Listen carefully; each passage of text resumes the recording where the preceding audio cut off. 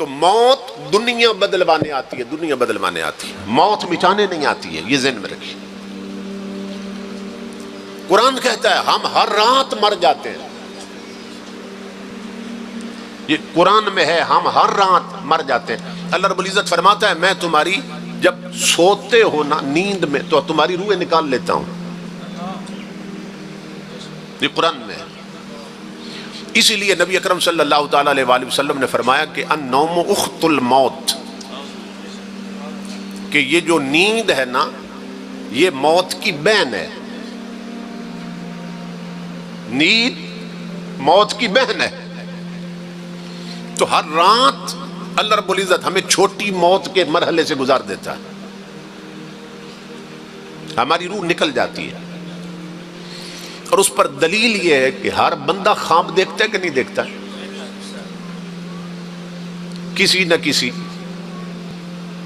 انداز میں ہر شخص نے کوئی نہ کوئی خواب دیکھا ہوتا ہے۔ اچھا خواب دیکھتا ہے وہ، میں جنگل میں ہوں اور وہاں کوئی بلا میرے پیچھے لگ گئی، ایسا ہوتا ہے کہ نہیں ہوتا ہے؟ جنگل میں ہوں اور کوئی بلا میرے پیچھے لگ گئی، تو سوال یہ ہے کہ اس کا جسم تو کمرے میں چارپائی پہ تھا، گھر میں تھا، یہ جنگل میں کون گیا ہے؟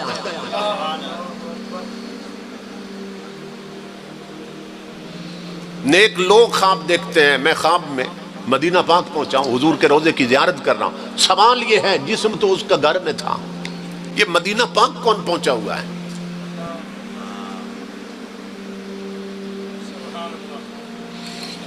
اور پھر امام الانبیاء کے غلاموں، وہ روح ہے نا جو مدینہ پاک پہنچی، وہ ہماری روح ہیں جو جنگل میں دیکھ رہی ہیں، خواب دیکھ رہی ہیں۔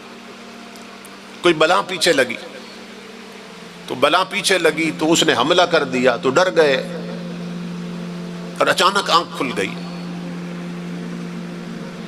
تو جسم دیکھا کہ پسینے میں شرابور تھا، پسینے سے بھیگے ہوئے تھے۔ ایسے ہی ہے نا، ایسا ہوتا ہے کہ نہیں ہوتا؟ جسم دیکھا تو پسینہ پسینہ تھا جسم، تو سوال یہ ہے کہ بلا تو لگی تھی روح کے پیچھے، پسینہ جسم کو کیوں آیا ہے؟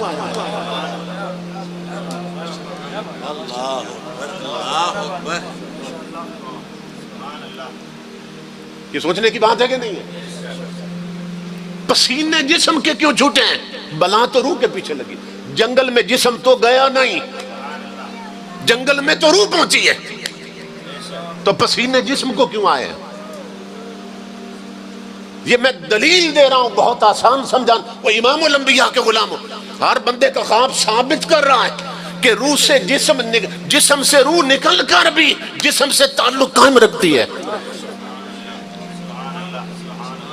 وہ نادان ہیں، وہ احمق اور جاہل ہیں جو کہتے ہیں نبی ولی مر گئے تو مٹی ہو گئے، نہ سنتے ہیں، نہ دیکھتے ہیں، نہ بولتے ہیں۔ اسی طرح آپ بعض دفعہ خواب دیکھتے ہیں، آپ خواب میں جو ٹچ موبائلوں پہ فلمیں دیکھ کے سو جاتے ہیں نا، جو فلمی میگزین اور رومانٹک ناول پڑھتے ہوئے سو جاتے ہیں، جو برے تصورات میں ڈوب کر سو جاتے ہیں، تو کبھی ایسا ہوتا ہے کہ وہ کسی بغیرتی کے اڈے پہ جا پہنچتے ہیں، ان کی روح وہاں جا پہنچتی اور وہ خواب میں کوئی برائی کرتے ہیں،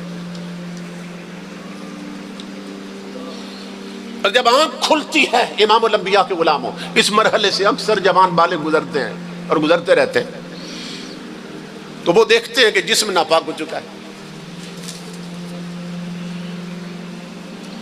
جسم ناپاک ہو چکا ہے۔ ایسا ہوتا ہے کہ نہیں ہوتا؟ غسل واجب ہو چکا ہے۔ تو سوال یہ ہے کہ اس بغیرتی کے اڈے پر تو روح گئی تھی، ناپاک جسم کیوں ہوا ہے؟